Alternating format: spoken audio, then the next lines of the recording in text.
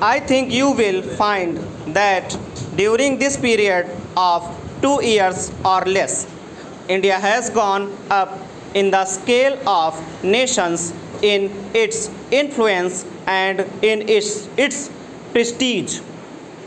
It is a little difficult for me to tell you exactly what India has done or has not done.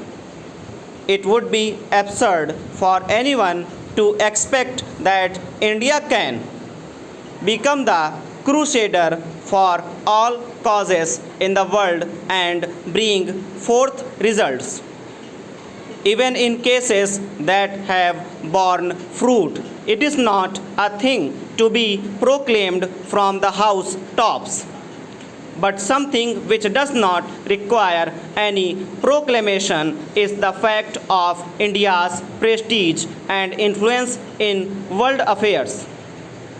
Considering that she came on the scene as an independent nation only a year and a half or a little more ago, it is astonishing the part that India has played. One more thing I should like to say.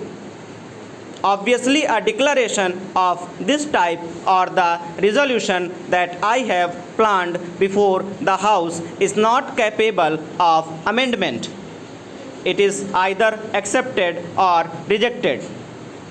I am surprised to see that some honorable members have sent in notices of amendments.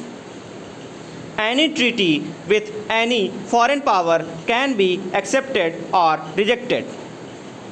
It is a joint declaration of 8 countries and it cannot be amended in this House or in any House. It can be accepted or rejected. I would therefore beg of you to consider this business in all its aspects. First of all, make sure that it is in conformity with our old pledges that it does violence to none.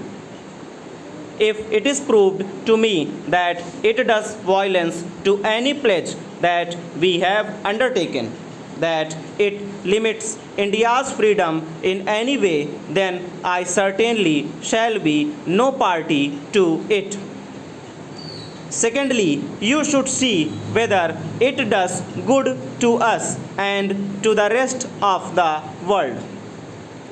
I think there can be little doubt that it does us good, that this continuing association at the present moment is beneficial for us, and it is beneficial in the larger sense to certain world causes that we represent. And lastly, if I may put it in a negative way, not to have had this agreement would certainly have been detrimental to those world causes as well as to ourselves. And finally, about the value. I should like this House to attach to this declaration and to the whole business of the talks leading up to this declaration. It is a method which brings a touch of healing with it in this world, which is today sick and which has not recovered from so many wounds. Stop.